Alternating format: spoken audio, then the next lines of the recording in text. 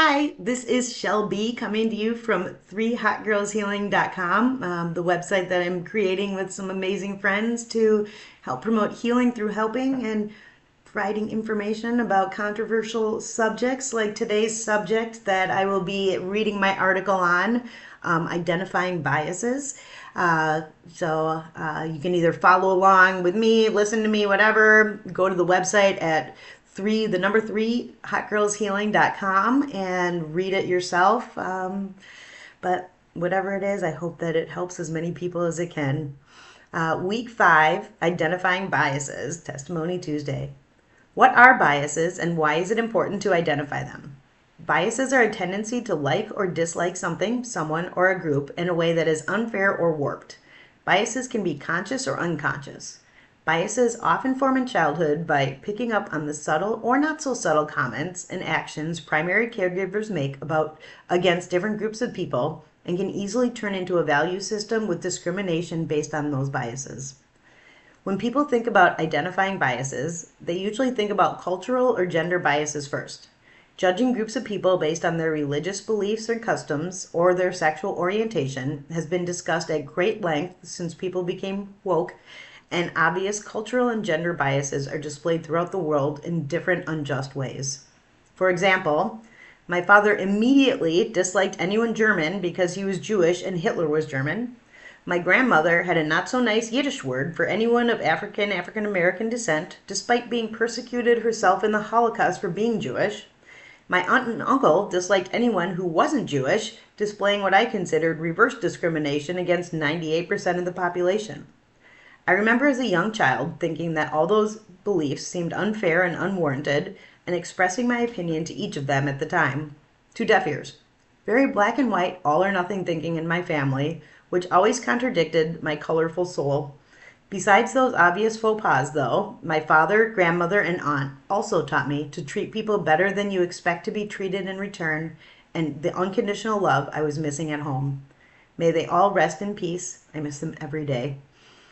I have personally dealt with cultural biases throughout my life being Jewish, and have listened to and laughed along with countless cruel Jew jokes throughout the years while pretending not to be offended.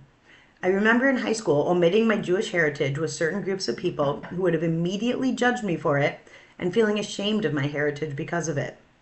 Looking back, it makes me sad that I never felt proud to be part of a group of people who were persecuted against and continued to thrive in the face of adversity.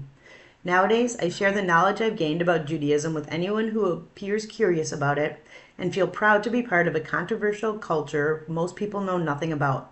For knowledge is power, and it's not right to discriminate against a group of people due to cultural biases based on ignorance. Identifying biases is important in creating a safe environment where people feel free to express their thoughts and beliefs while being open to listening without judgment to others express their own unique thoughts and beliefs. There are many types of biases I could have written about, but chose to focus on confirmation bias, selection bias, anchoring bias, attribution bias, cultural bias, gender bias, and media bias because I've personally seen those biases appear while facilitating groups and as an educator in general. A lot of times without people realizing they had biases in the first place. Confirmation bias is favoring information that confirms existing beliefs, meaning you believe the information that agrees with what you already think and ignore facts that go against your opinions. For example, there are certain religious groups that think if you don't believe in their higher power, your afterlife will be condemned to hell.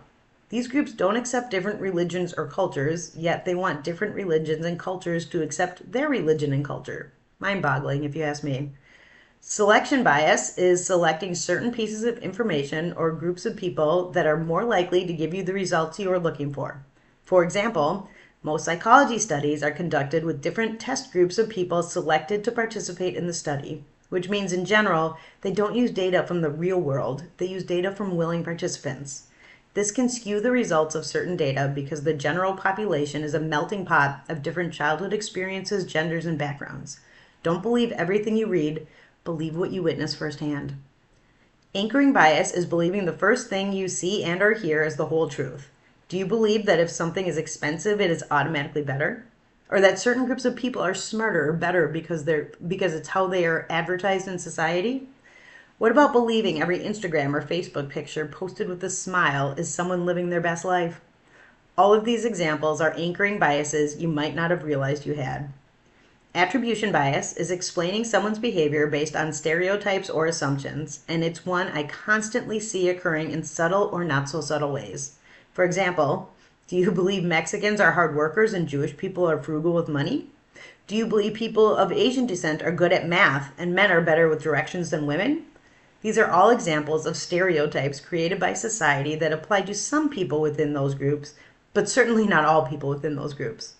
Personally, I am Jewish and give as much as I can to people less fortunate. I am also a woman who is horrible with directions. Don't judge a book by its cover because you might miss out on the amazing content inside. Media bias is sharing information as facts that are based on one point of view.